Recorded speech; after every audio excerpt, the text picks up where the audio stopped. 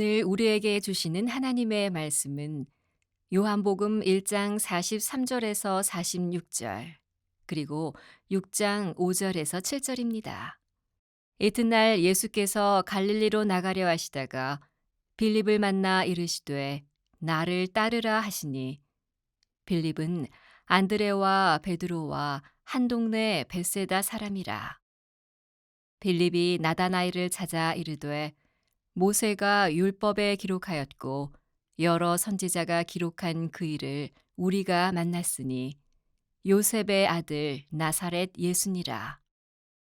나다나엘이 이르되 나사렛에서 무슨 선한 것이 날 수 있느냐. 빌립이 이르되 와서 보라 하니라.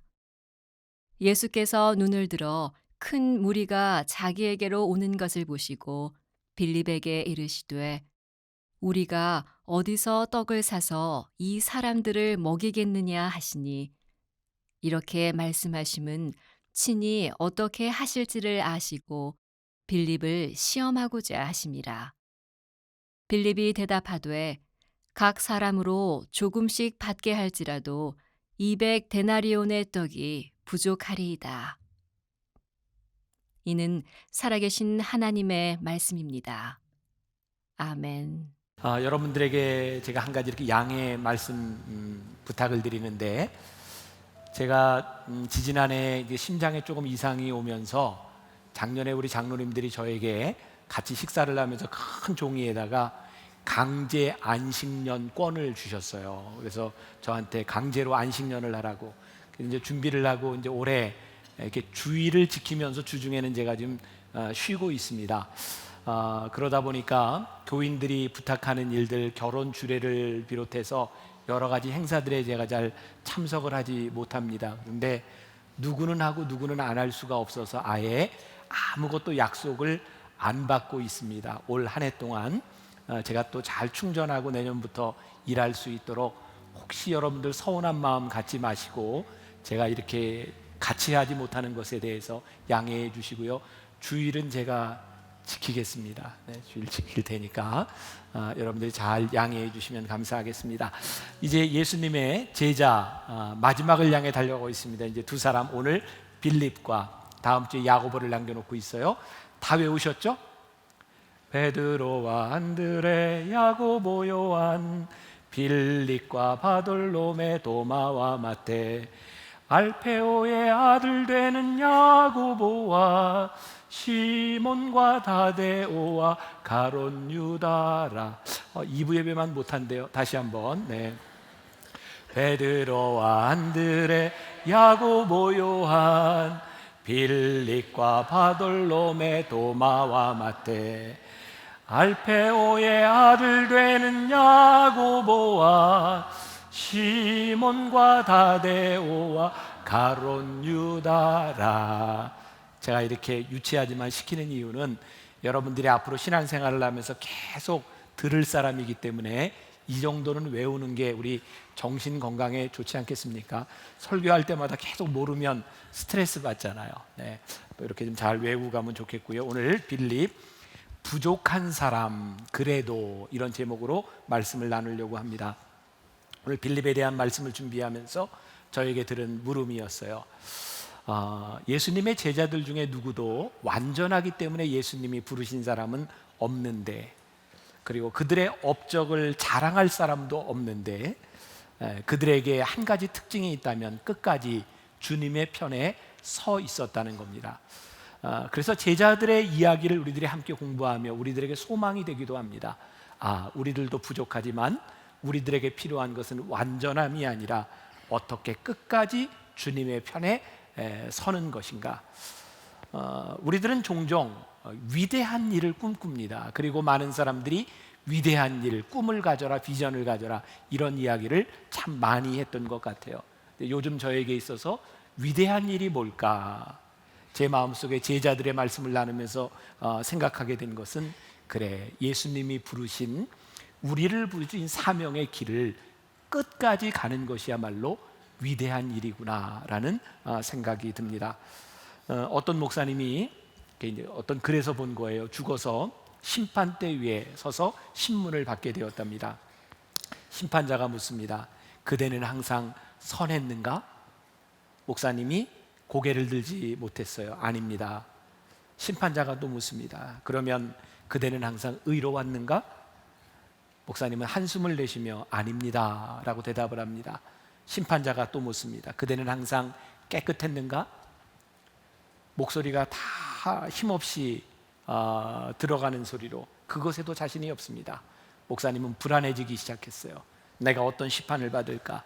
자신이 너무 초라하다는 생각이 들었어요. 그때 밝은 빛이 비추면서 예수님이 나타나셨어요. 예수님의 얼굴이 나타났어요. 예수님은 불안에 떨고 있는 이 목사님 옆에서 심판하시는 하나님을 향해 이렇게 말합니다. 아버지, 이 사람은 항상 선하지 못했고, 이 사람은 항상 깨끗하지 못했고, 항상 의롭지 못했습니다. 그러나 이 세상에 사는 동안 늘 저의 편에 서 있었습니다. 이제 제가 이 사람의 편에 서겠습니다. 이 이야기가 환상이었는지 지어낸 이야기였는지 모르겠어요.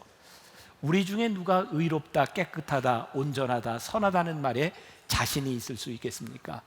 그러나 하나님께서 우리들에게 물으실 그 물음 앞에서 우리들이 한 가지 이야기할 수 있는 것이 있다면 그래도 제가 주님 편에 서려고 노력했습니다.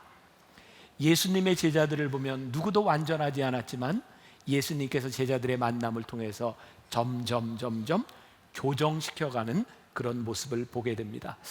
저는 주님의 마음을 봅니다. 아버지의 마음으로 제자들을 다듬어 가시는구나. 어제 오후에 제가 우리 교회 부목사님들 중에 몇 사람을 제 방으로 불렀어요. 제가 지지난주에 네팔에 있으면서 우리 부목사님들의 설교를 mp3로 다운받아서 다 듣고 요 근래 설교했던 목사님들에게 제가 이렇게 좀 도움을 주고 싶었어요. 그런데 설교라고 하는 게, 이야기하는 게 참 담임 목사지만 부목사님에게 이야기하는 것이 쉽지 않거든요. 근데 제가 목사님을 이렇게 불렀던 이유 가운데 하나가, 제가 신학교를 다니고 전도사로 또 목사 초년병 시절에 만나교회가 그 당시는 이제 개척교회 시절이었는데 저희 아버님이 가끔 이렇게 설교를 시키신 적이 있어요. 그래서 설교를 하고 나면 저를 불러놓고 이런 건 좀 고치고 이런 건 조심해, 그랬던 기억이 나요. 이제 전도사로 미국에서 공부하는 제 아들에게 제가 편지를 쓰기도 하고 메일을 보내서 설교에 대한 코멘트를 해줘요. 아버지에게서 받았던 사랑, 아들에게 전해주는 제가 우리 부목사님들을 보면서 담임 목사로서가 아니라 아버지의 마음으로 이야기를 해줬으면 좋겠다. 그래서 어렵지만 제 방으로 불렀어요. 그리고 제가 혹시라도 기분 나쁘지 않았으면 좋겠는데 내가 생각할 때 이런 것들은 조금 더 하면 더 좋지 않을까, 그런 이야기를 했어요. 제가 그 이야기를 하면서, 그리고 오늘 말씀을 준비하면서 저는 예수님의 마음을 생각했어요. 제가 더 나은 것, 완전한 것 때문이 아니라 조금 더 좋아졌으면 좋겠다라고 생각하는 마음. 어쩌면 예수님께서 제자들을 향해서 때로는 이름을 부르고 때로는 질책하고 하셨던 예수님의 마음 가운데는 제자들이 조금 더 나아졌으면 좋겠다 하는 그런 마음이 아니셨을까. 만일 우리가 누군가에서 완전함을 찾는다면 우리는 실망할 수밖에 없는데, 완전함을 향해 갈 수 있다고 하면 우리들에게 소망이 될 수 있지 않을까. 이 빌립이라고 하는 사람은 베세다 출신이다 라고 말을 하고 있어요. 베세다는 고기 잡는 것이 주업이었던 동네입니다.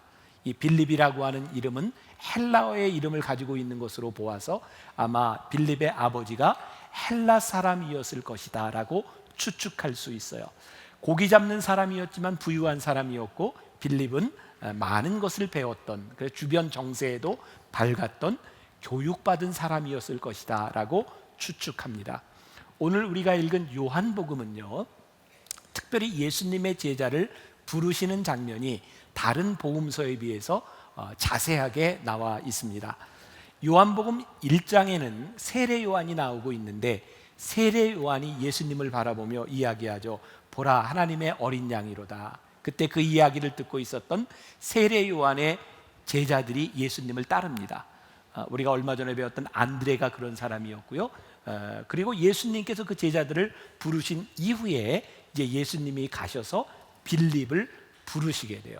오늘 우리가 읽은 본문 말씀 43절에 보니까 이튿날 예수께서 갈릴리로 나가려 하시다가 빌립을 만나 이르시되 나를 따르라 하시니, 여기서 갈릴리로 나가려 하시다가 우리말 성경에는 조금 모호하게 되어 있는데요, 영어 성경에 보면 예수님께서 이런 동사를 쓰고 있어요. decide, 결심했다.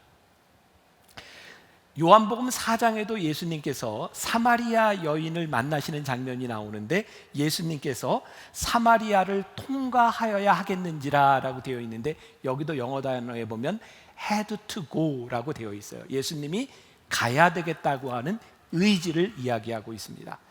저는 예수님이 제자를 만나셨던 사건들을 보면서 한 가지 깨닫는 게 있어요.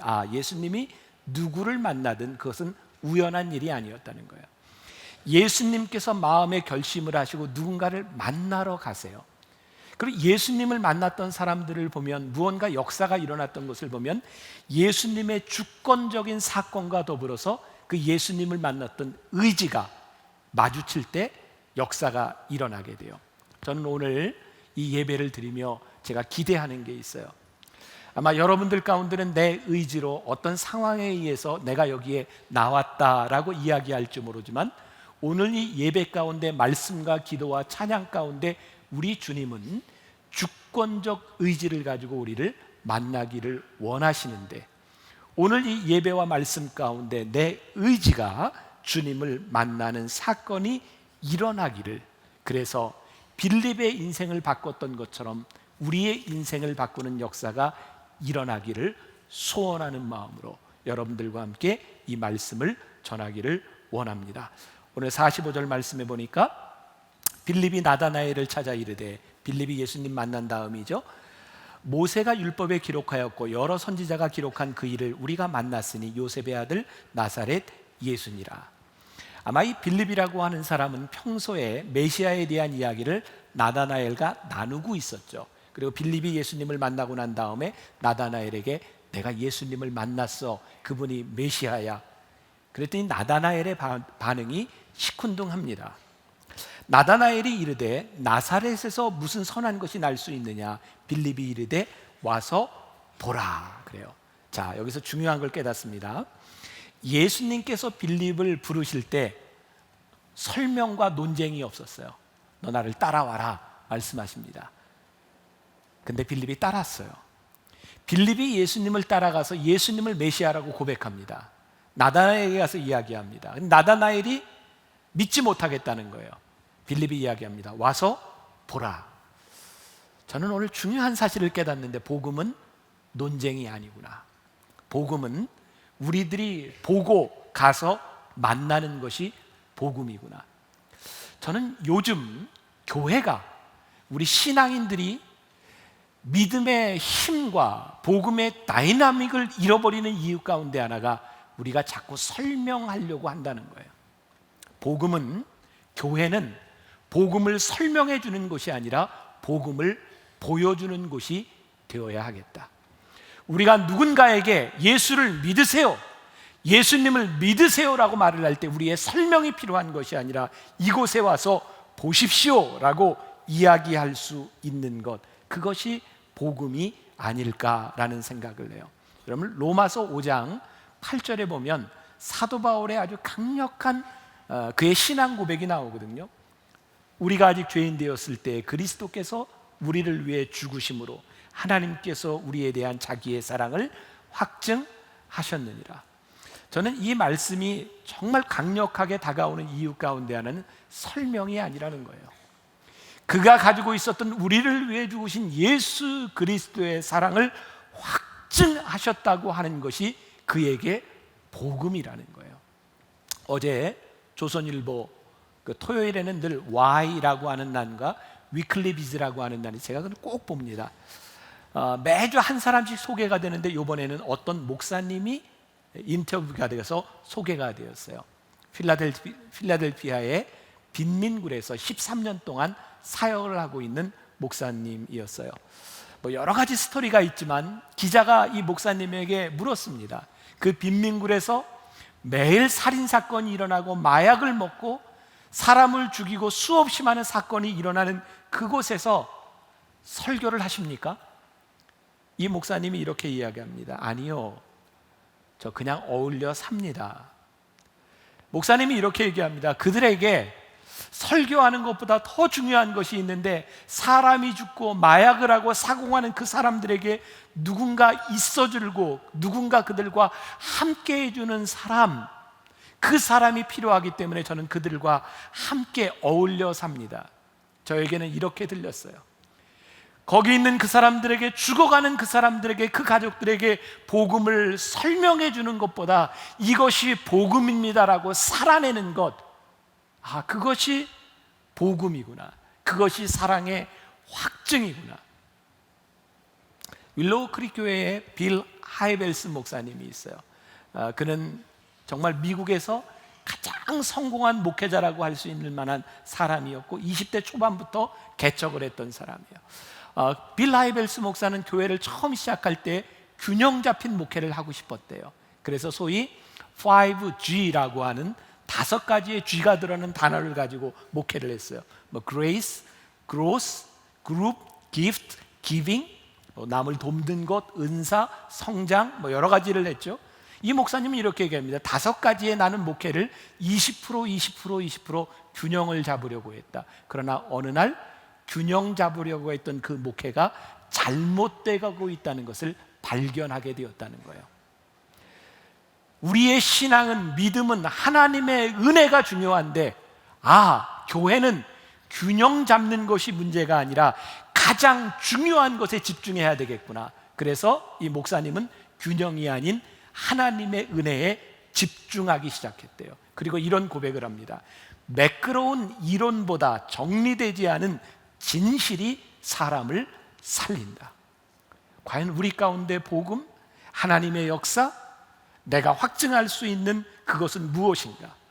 우리들이 전도할 때, 복음을 전할 때 매끄러운 이론이 아니라 와서 보십시오, 와서 보십시오, 그렇게 이야기할 수 없다면 우리는 어쩌면 잘못된 복음 가운데 있는지도 모르겠어요. 지난 주간에 저는 교회에 어떤 권사님과 함께 이야기를 나누게 되었어요. 그 권사님이 아는 친지분과 함께 이야기를 하면서 이렇게 말을 했대요. 우리 교회는 참 행복합니다. 그러면서 우리 만나교회 교인들은 참 행복합니다. 행복한 표정을 좀 이렇게 지금 지어야 되는 타임입니다. 우리 교인들을 보면 얼굴이 너무 행복하다는 거예요. 근데 그분이 우리 권사님의 이야기를 듣고 이렇게 말을 하더래요. 진짜 그런 교회가 있습니까? 요즘도 교회 가면 행복합니까? 그래서 이렇게 얘기했대요. 와 보라고. 이거 감동할 타임입니다. 와 보라고.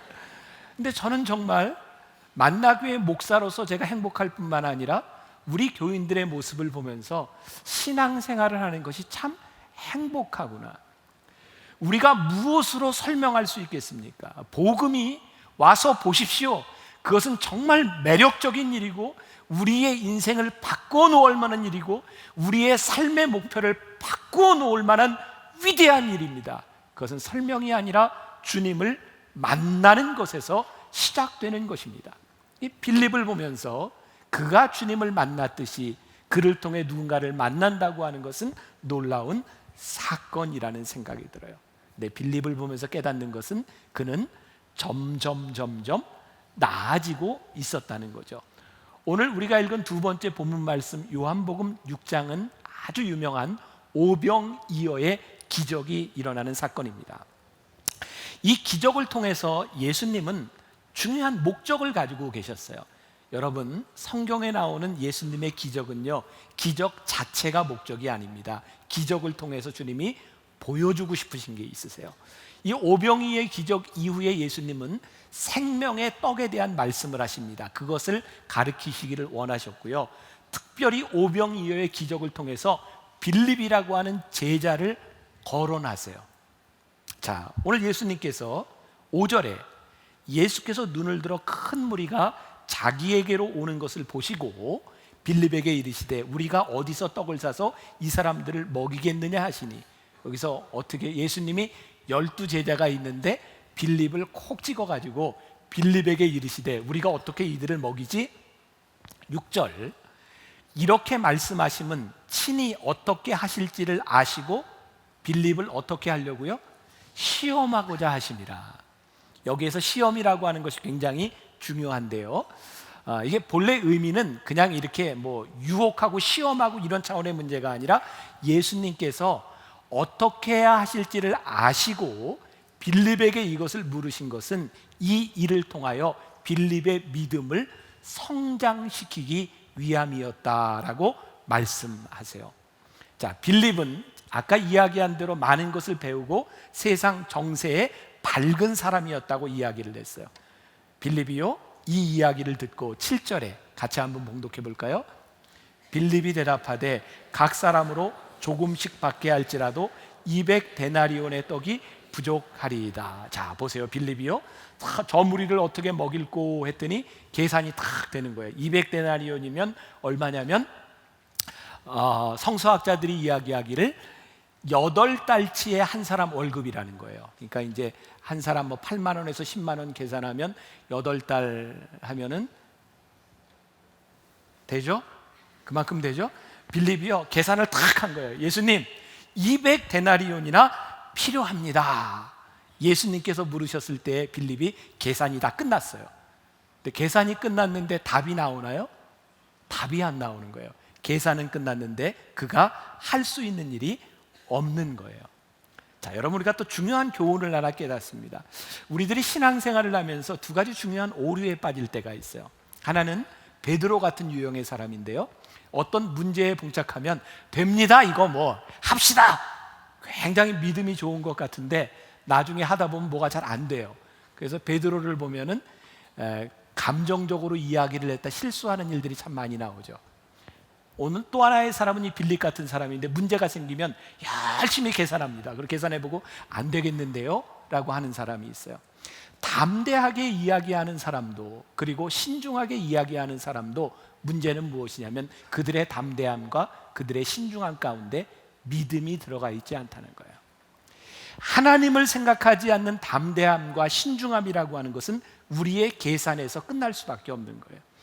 오늘 예수님께서 빌립을 만나셔서 이 오병이어의 사건을 통해 빌립에게 물으신 것은 빌립의 믿음을 성장시키기를 원하셨는데, 빌립아, 이 세상의 일들, 내가 너에게 이야기하는 것들은 너의 능력으로 계산하는 것이 아니라 내가 하나님을 바라보느냐 바라보지 않느냐에 대한 문제이니라.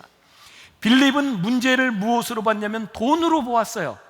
아무리 생각해도 우리에게는 이런 돈이 없습니다. 그가 해결할 수 있는 방법이 없는 거예요. 예수님은 빌립에게 내가 계산하는 것은 돈에 대한 문제가 아니라 믿음의 문제니라.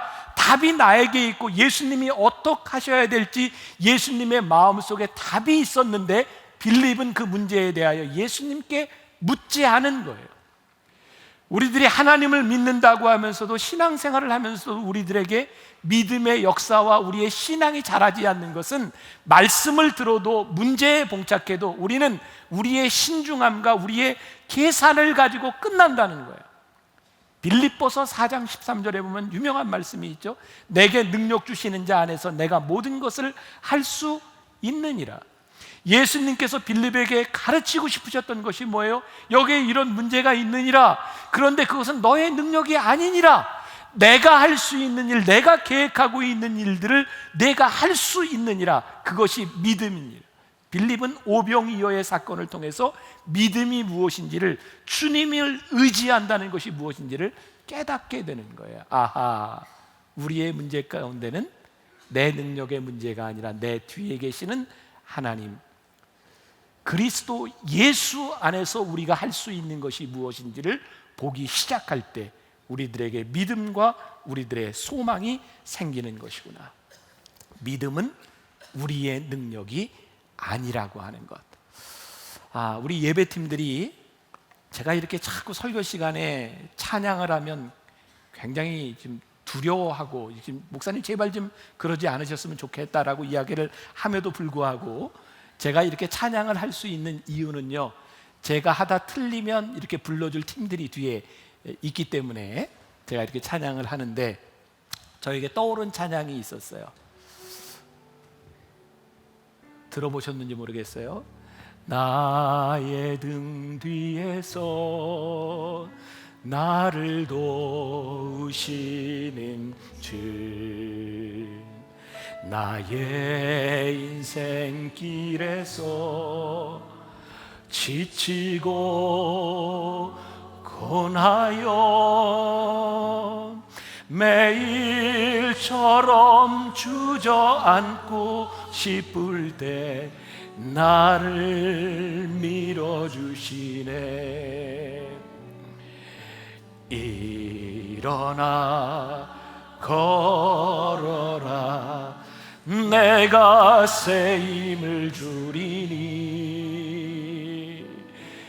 일어나 너 걸어라, 내 너를 나의 등 뒤에서, 나의 등 뒤에서 나를 도우시는 주. 때때로 뒤돌아보면, 때때로 뒤돌아보면 여전히 계신 주, 잔잔한 미소로 바라보시며 나를 재촉하시는. 일어나 걸어라,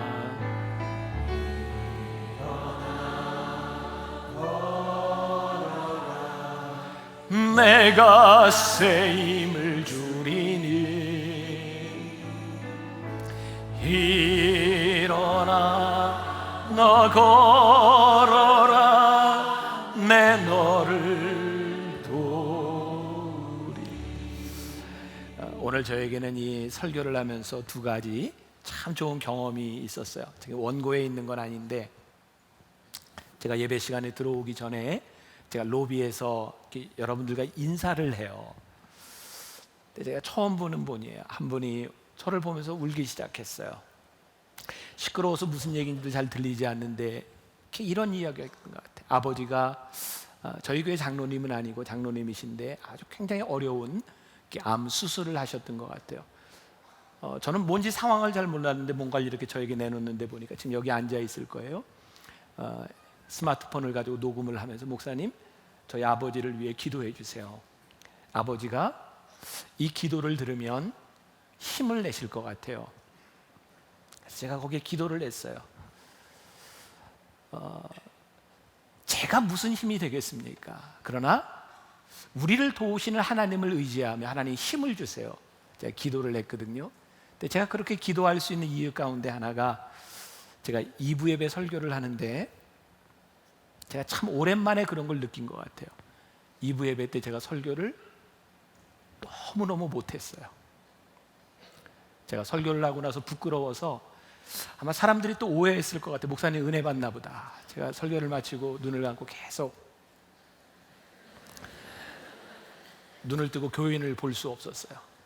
제가 설교가 어떻게 했는지도 모를 정도로 너무너무 제가 부끄러웠어요.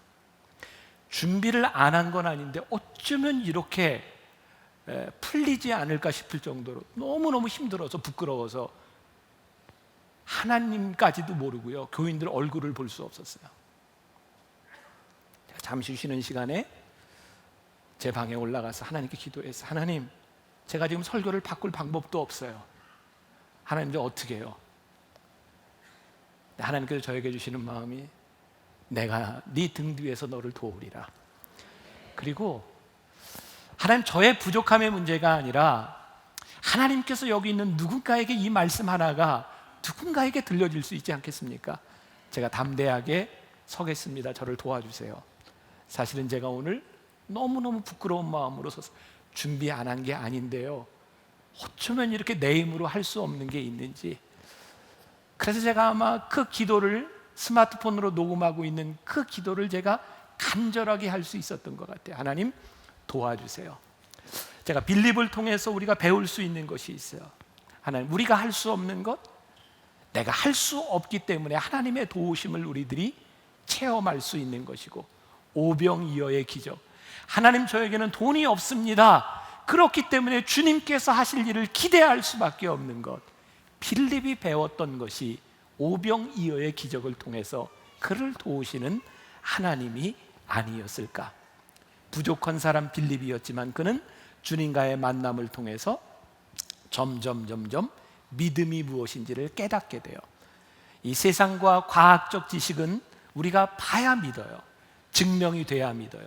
그런데 빌립이 깨닫게 되는 것이 있어요. 아하, 믿음은 내가 보고 증명됐기 때문에 믿어지는 것이 아니라 내가 믿음을 통하여 기적을 보게 되는 것이구나.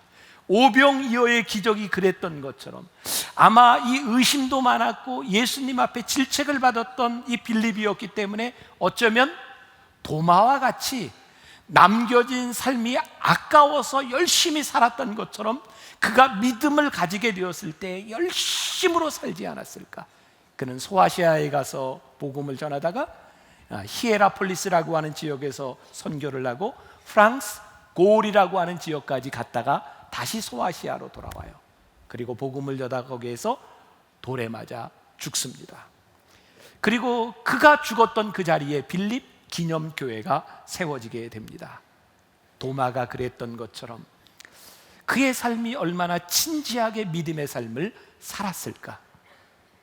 사도행전 8장에 보면 빌립이라고 하는 사람의 이야기가 나옵니다.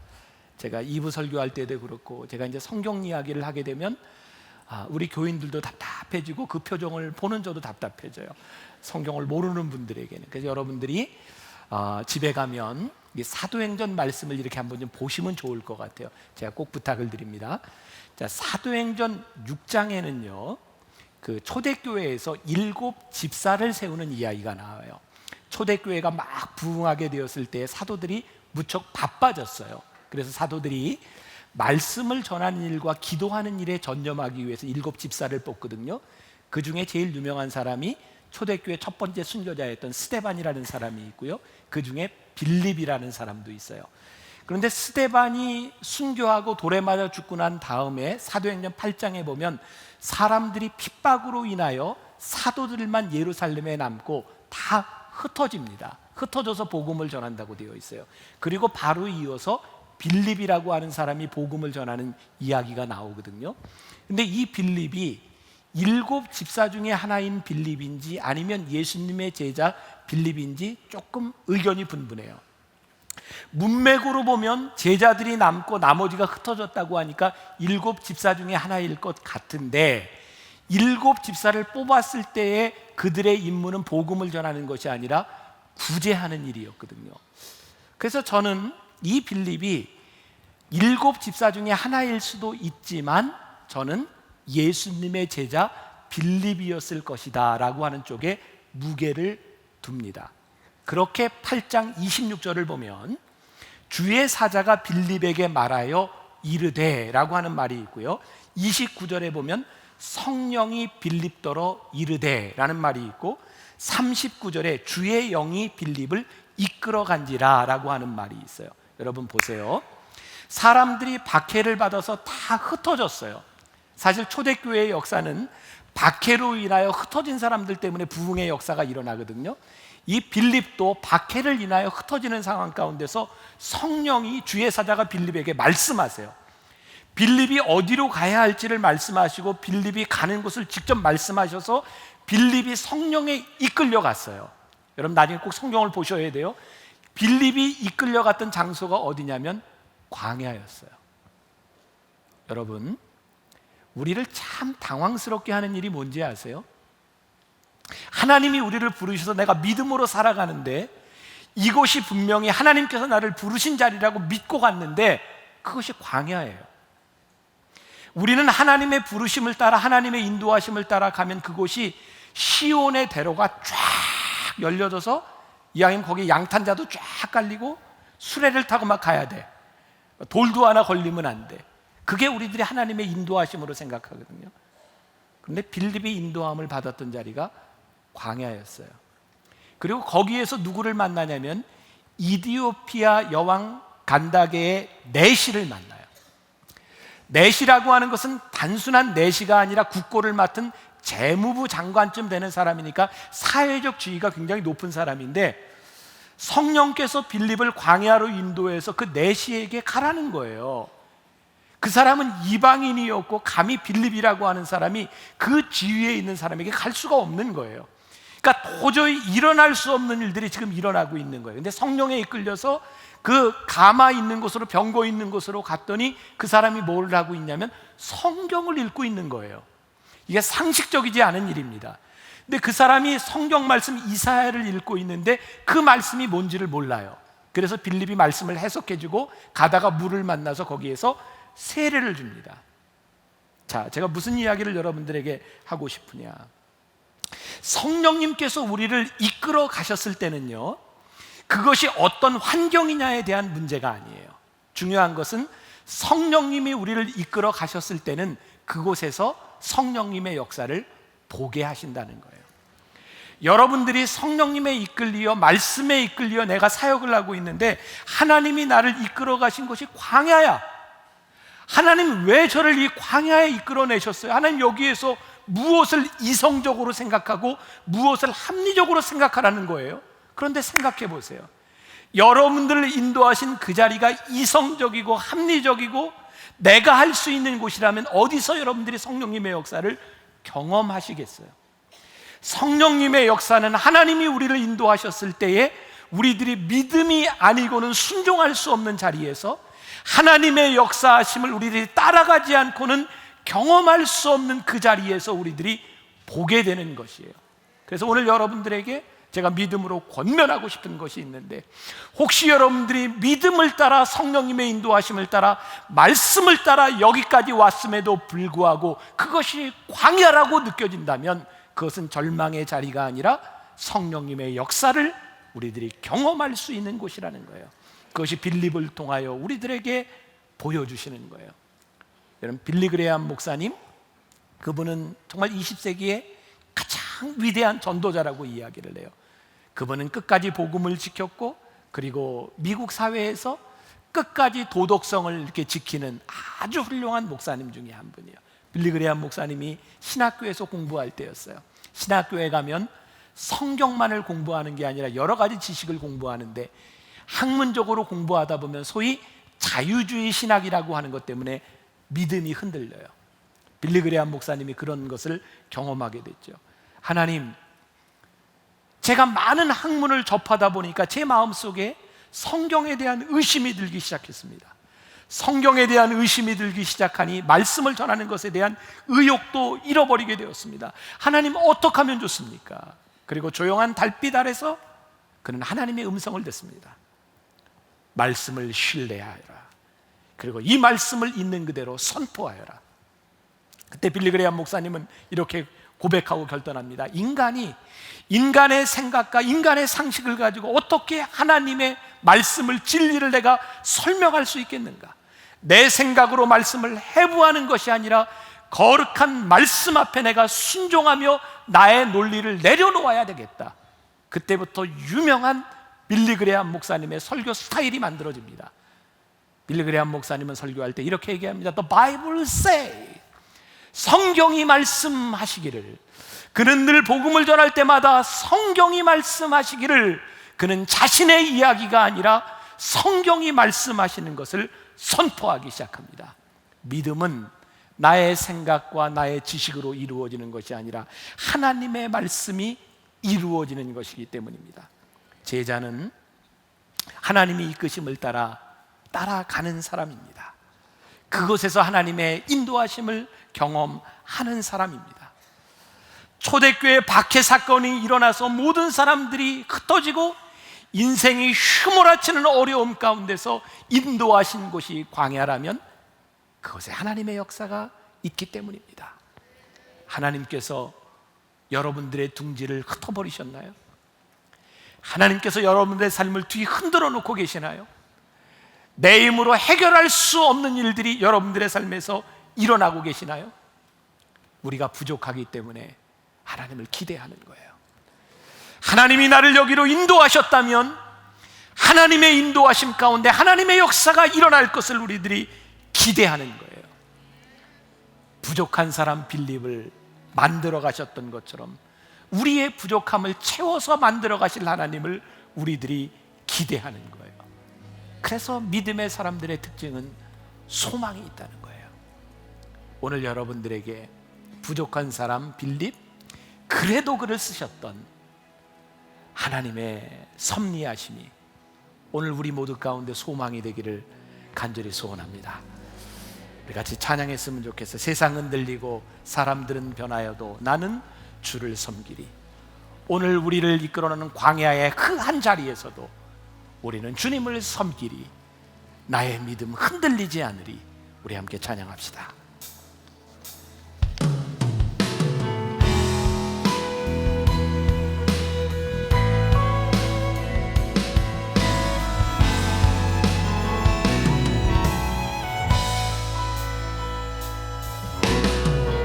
세상은 들리고 사람들은 변하여도 나는 주를 섬기리.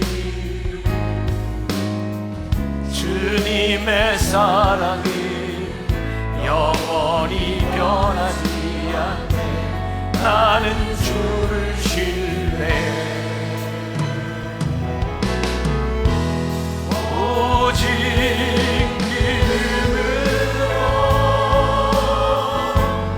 믿음으로 내가 살리라. 오직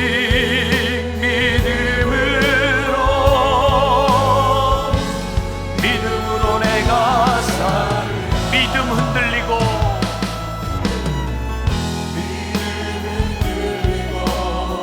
사람들 주를 떠나도 나는 주를 섬기리.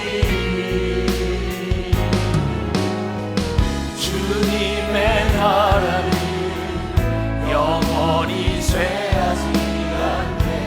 나는 주를 신뢰해. 오직 믿음으로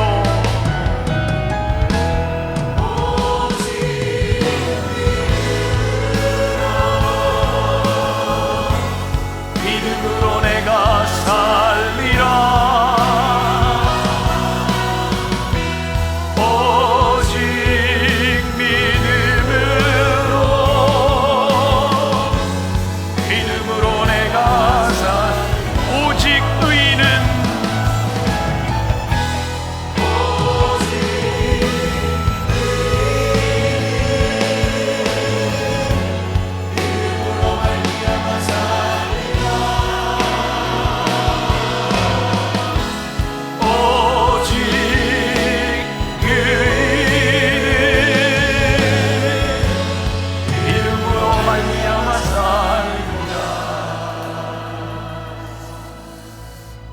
오늘 말씀이 굉장히 이제 추상적일 수도 있어서 여러분들의 삶에 어떻게 결단해야 할지 저는 여러분들의 개인적인 그런 결단이 있었으면 좋겠는데, 혹시 하나님께서 여러분들을 광야로 인도하셨다면 그 자리에서 여러분들이 믿음을 고백할 수 있었으면 좋겠어요. 혹시 너무 당황스럽지 않을까? 우리 김진석 장로님 한번. 네. 예, 오늘 말씀을 통해 저희 역시 인간적인 계산을 앞세워 하나님께서 개입할 여지를 남겨두지 않고 있음을 깨달았습니다. 앞으로 제 삶에 하나님을 넣음으로써 모든 일에 하나님 역사하심을 믿음의 눈으로 바라보도록 같이 기도하면서 그렇게 살아가도록 하겠습니다. 고맙습니다. 여러분들 가운데 혹시 한번 믿음을 고백하고 싶은 분이 있으신가요? 여러분들 가운데? 위에도 좋고 아래도 좋고. 김병윤 목사님이 하세요. 네, 오늘 저는 말씀을 들으면서 처음에 디사이드라는 단어가 저한테 굉장히 와닿았습니다. 그 사역을 감당하면서 그냥 그냥 때가 됐으니까 어떻게 하다 보니까 사역 감당하게 됐고 하나님의 일은 뭐 어떻게 하다 보니까 어떻게든지 다 된다라고 생각을 많이 했었었는데 그 모든 과정들이 하나님의 결정이었구나 하는 것을 깨닫게 되었고요. 그러다 보니까 내 사역의 현장 가운데서 부족함에도 불구하고 매 순간순간 오병이어의 기적을 체험하며 살아가는 것이 아닌가 하는 생각을 하게 되었습니다. 그래서 오늘 제가 2부, 3부 말씀을 계속 들으면서 목사님 2부 설교 말씀 되게 은혜로웠거든요.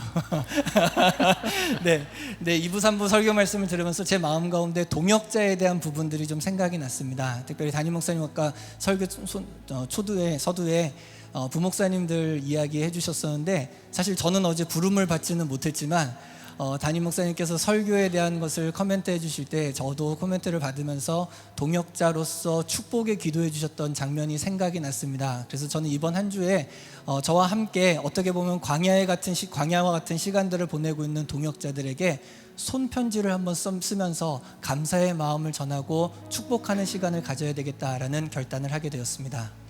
고맙습니다. 혹시 여러분들 가운데 누구 한 분 이야기하고 싶은 마음에 감동이 있는 분? 네, 저기 인도에서 오신 선교사님인데. 네. 오늘 제가 이 교회에 하나님께서 인도하심이 있다는 확신 가운데 왔습니다.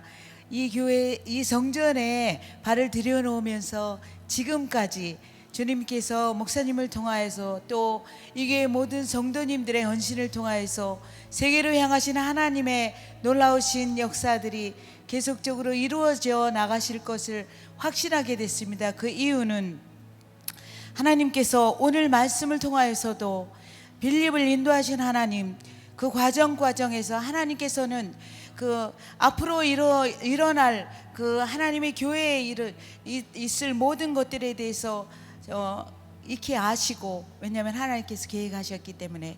그리고 우리 말씀 가운데 제가 오늘 알게 된 것인데, 목사님께서 지난주에는 네팔을 다녀오셨다고 말씀을 하시는데, 하나님께서 예루살렘에 도착하시기까지 일어나실 모든 역사들에 대해서 우리 목사님이 그 역사의 현장에서 우리 대한민국의 이 교회들 또 앞장서서 이렇게 나가신다는 것을 확신하게 됐습니다. 오늘 이 교회에서 목사님의 말씀을 통하여서 정말 목사님의 영성, 그리고 또 목사님의 그런 어떤 교회에 대한 열정, 그런 것들을 좀 바꾸가고 싶어서 이 교회에 기도하는 가운데 왔습니다. 그런데 하나님의 놀라우신 은총이 그 모든 것을 채워주시는 그러한 그 은총의 시간이었습니다. 감사합니다. 네, 고맙습니다. 우리 한번 믿음의 고백을 담아서요, 내가 주님을 사랑합니다, 우리 찬양하며 봉헌하도록 하겠습니다.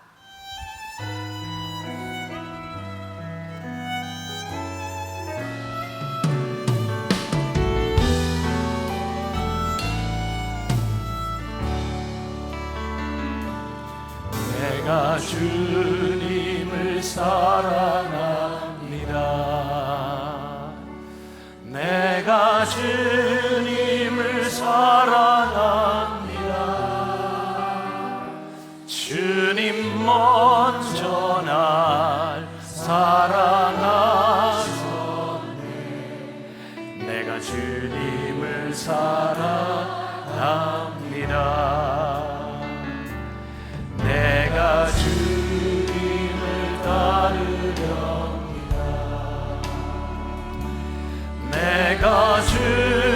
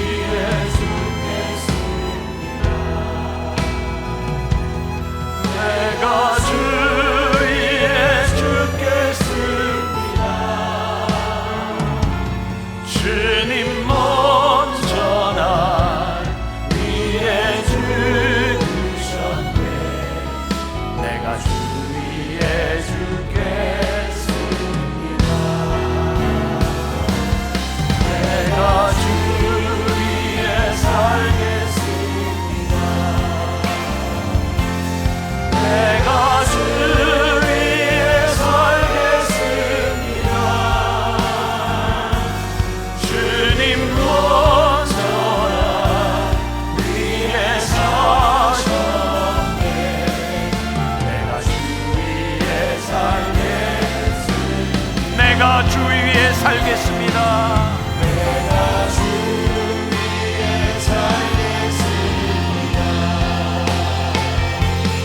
내가 주 위에 살겠습니다. 주님 먼저 나 위에 사셨네.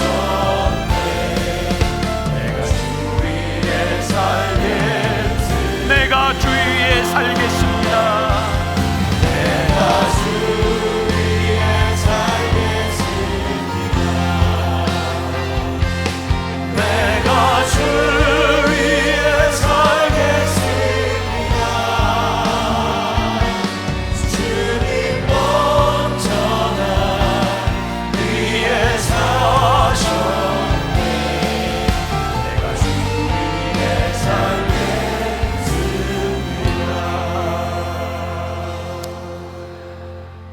주님 우리를 부르셨습니다. 우연히 우리를 부르신 것이 아니라 주님이 주권적으로 결심하시고 우리를 불러주셨습니다. 이 세상에 수없이 많은 사람 가운데 우리를 불러주셨습니다. 우리가 믿음으로 응답합니다. 믿음으로 살기를 소원합니다. 믿음의 역사를 보기를 소원합니다. 혹시 우리를 광야 가운데 인도하셔서 우리의 힘으로 할 수 있는 것이 아무것도 없는 그런 두려움 가운데 있는 사람이 있습니까? 주님의 역사를 볼 때입니다. 주님을 의지해야 할 때입니다. 주님의 도우심을 구해야 할 때입니다. 부족하지만 주님이 빌립을 세우셔서 쓰셨던 것처럼 부족한 우리를 쓰실 것입니다. 믿음으로 고백합니다. 한 사람도 낙오되는 사람 없이 이 땅에 사는 동안 귀하게 쓰임받다 하나님 나라에 가는 귀한 믿음의 백성들이 되게 하여 주옵소서. 오늘도 하나님 앞에 드려진 귀한 예물 주님 받으시고 축복하시고 이들의 인생 가운데 늘 동행하여 주옵소서.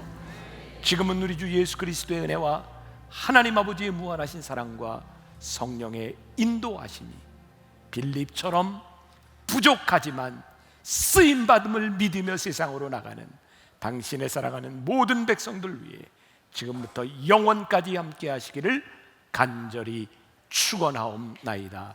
아멘.